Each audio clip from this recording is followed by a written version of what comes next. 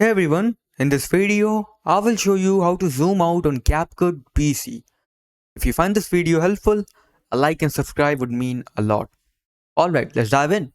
Now first of all, open CapCut on your PC.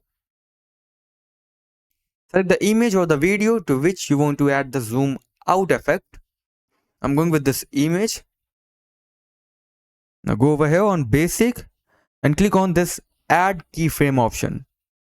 Right beside this percentage option, click on add keyframe. Okay. Now add another keyframe. This time, decrease the scale of the image like this. Now as you can see the result. So that's it for the video. That's how you can add a zoom out effect in CapCut PC. Thanks for watching.